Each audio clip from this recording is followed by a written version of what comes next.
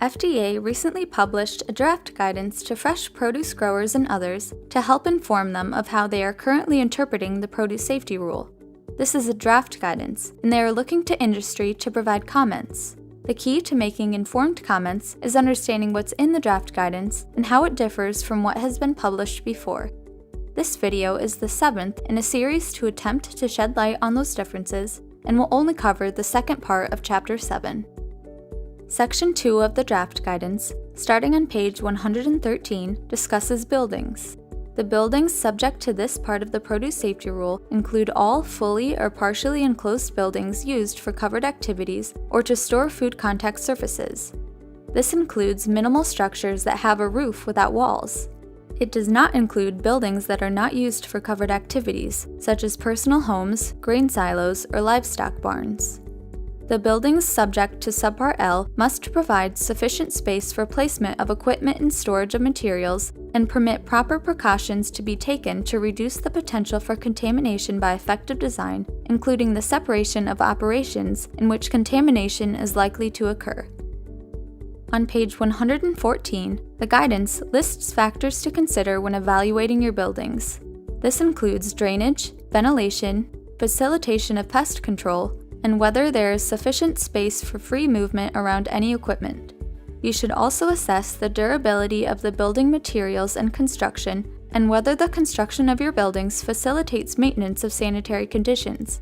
For example, windows, doors, and roofs should prevent leaks and the entry of dirt, dust, debris, and pests. Page 115 says that you must implement measures to prevent contamination in your buildings, considering the potential for contamination through floors, walls, ceilings, fixtures, ducts, or pipes, and drip or condensate. Some examples of measures that you should take include repairing piping systems that are leaking onto produce or food contact surfaces, repairing cracked roofs, walls, or floors, protecting produce and food contact surfaces from condensate, protecting drains from becoming harbor sites for pathogens, and ensuring water splash from high-pressure hoses does not spread contaminants from floors, walls, fixtures, etc. to covered produce. As stated on page 116, you must provide adequate drainage in all areas where normal operations release water on the ground or floor of the building. Your buildings may need multiple drains to prevent standing water or slow drainage. The guidance mentions here that they acknowledge the potential for small pools of water to temporarily form on the floor of buildings used for growing activities due to watering practices. They understand pooling is sometimes inevitable despite adequate drainage. However, FDA still expects covered farms to take steps to protect covered produce from contamination that could build in the pooled water. Pest control is discussed on page 117. You must take measures to protect covered produce from contamination by pests in buildings, including routine monitoring for pests. You should prevent pest entry by repairing holes, for example, and reduce pest attractants. If you identify pest infestation, measures to take include strategies for their elimination, such as indoor or outdoor rodent traps or bait stations, insect glue boards, light traps, or electronic flying insect killers. If you choose to use these, they must be placed away from covered produce. Requirements related to domesticated animals, as discussed on page 118, include excluding domesticated animals from fully enclosed buildings where covered produce or food contact surfaces are exposed, or separating domesticated animals in a fully enclosed building from an area where a covered activity is conducted, either by time, location, or partition. Guard or guide dogs may be allowed in some areas if the presence of the dog is unlikely to result in contamination of covered produce or food contact surfaces or materials. The third section of this chapter, at the bottom of page 119, talks about other sanitation measures. These measures include the management of animal excreta and litter from domesticated animals, toilet facilities, hand washing facilities, sewage, trash, litter and waste, and plumbing. If you have domesticated animals, it says on page 120 that you must adequately control their excreta and litter and maintain a system for control of animal excreta and litter.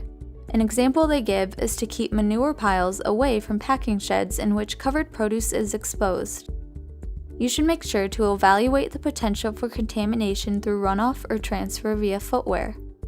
Toilet facilities must be adequate and readily accessible. You should ensure that toilet facilities are within a reasonable walking distance from covered activities, which should be about a quarter mile or less. On page 121, it states that toilet facilities must be designed, located, and maintained to prevent direct or indirect contamination of covered produce. You should evaluate your toilet facilities to ensure they have proper drainage and that backflow devices do not leak sewage or liquid waste. To protect covered produce from runoff, a good idea would be to locate portable toilet facilities downhill from your growing area and away from water sources. Your toilet facilities must be directly accessible for servicing, be serviced and cleaned at a frequency sufficient to ensure suitability of use, and be supplied with toilet paper. Toilet facilities must also provide for the sanitary disposal of waste and toilet paper.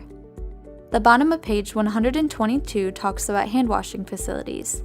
Hand-washing facilities must be adequate and readily accessible during harvest, packing, and holding activities, as well as during growing activities that take place in a fully enclosed building. They must also be in close proximity to toilet facilities, and both hand-washing and toilet facilities must be accessible to visitors. On page 123, the guidance recommends that you must provide hand-washing stations immediately outside or inside the entrance to packing areas, as well as where personnel work. Here, it says that hand sanitizer must not be used as a substitute for soap and water, but you could provide hand sanitizers as an additional measure. It's important to highlight on page 124 that hand-washing water must contain no detectable generic E. coli per 100 milliliters of water. Hand-washing facilities must be furnished with adequate drying devices, such as single-use disposable towels or electric hand dryers. You may not use common or shared towels. Page 125 discusses sewage systems. You must dispose of sewage into an adequate sewage or septic system or through other adequate means. The sewage and septic systems must be maintained in a manner that prevents contamination of covered produce, either directly or indirectly. In the event of a sewage leak or spill, it says on page 126 that you must manage it in a manner that prevents contamination of covered produce. You should immediately cease any water use that drains or transmits wastewater into the affected sewage or septic system, determine the cause of the leak, and make any necessary repairs. When it comes to trash and waste, on page 128, it says that the Produce Safety Rule requires you to convey, store, and dispose of trash and waste in order to protect against contamination of covered produce. You must also adequately operate systems for waste treatment and disposal so they do not constitute a potential source of contamination in areas used for covered activity. You should ensure waste containers are not prone to spills, leaks, or overflow, and they should be covered with tight-fitting lids when not in use to minimize the attraction of pests. Containers should be readily available in areas where waste is typically generated, such as near sorting areas and personnel break areas. You should establish an appropriate frequency for transferring waste from your waste collection containers to dumpsters. Dumpsters should be located away from areas where covered produce or food contact surfaces are exposed. Page 129 talks about plumbing.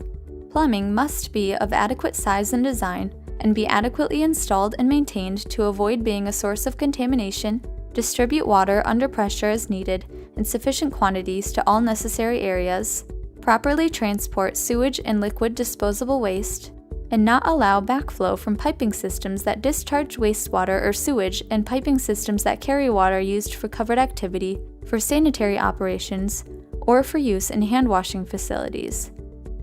The last section of this chapter, on the bottom of page 130, talks about records. You must record the date and method of cleaning and sanitizing of equipment used in growing operations for sprouts, and covered harvesting, packing, or holding activities.